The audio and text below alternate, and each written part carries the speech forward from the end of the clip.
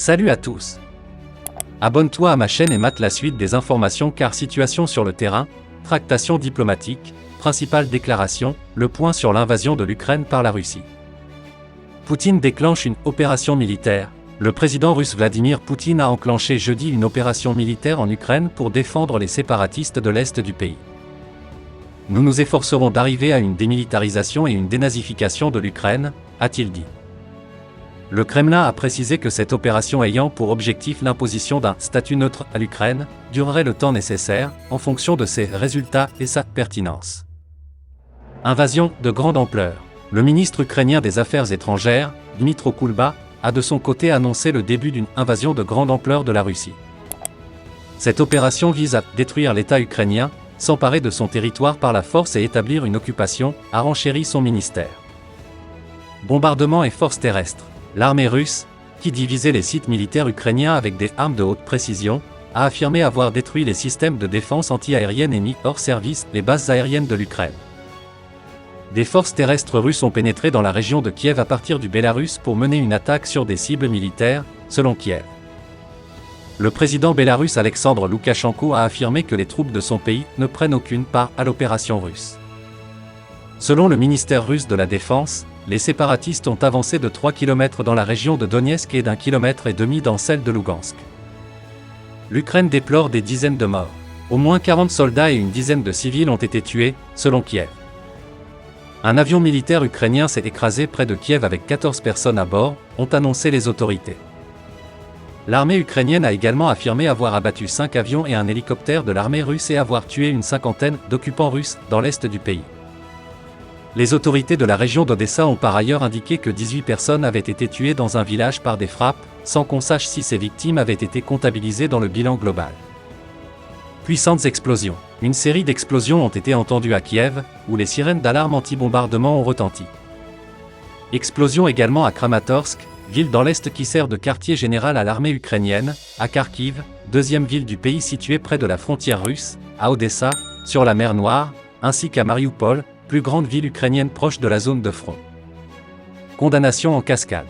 Les États-Unis, l'OTAN, l'Union européenne, l'Allemagne, la France, le Royaume-Uni, l'Italie, le Japon, la Finlande, la Suède, la Turquie, entre autres, ont condamné l'attaque.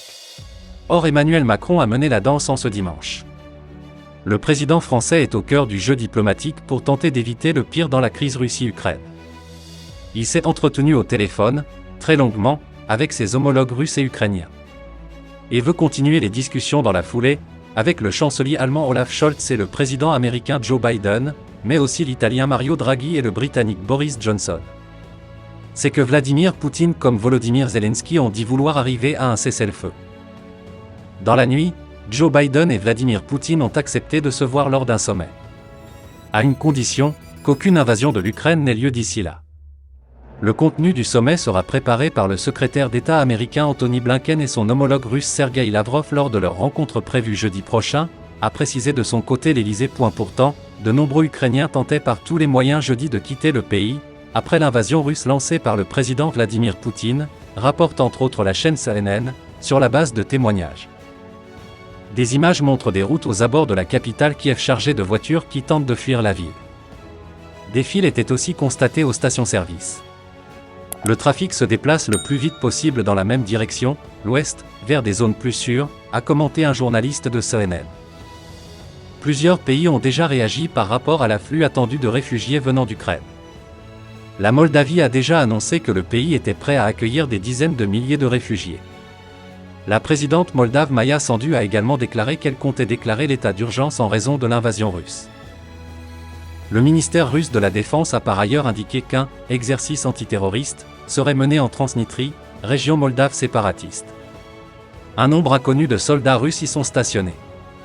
La Finlande se dit également prête à accueillir des réfugiés, selon la première ministre Sanna Marin, tout comme la Macédoine du Nord. La Russie a massé 149 000 soldats à la frontière ukrainienne, a annoncé vendredi devant les députés le ministre ukrainien de la Défense.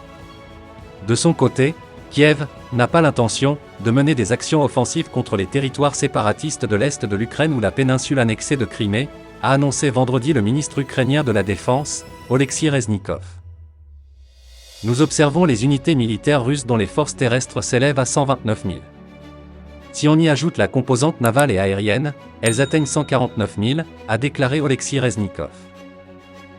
Il a également expliqué « Nous renforçons notre défense. Mais nous n'avons pas l'intention de mener une quelconque offensive contre ces territoires », a-t-il déclaré lors d'une session au Parlement, alors que la Russie accuse l'Ukraine de préparer une attaque contre ces zones.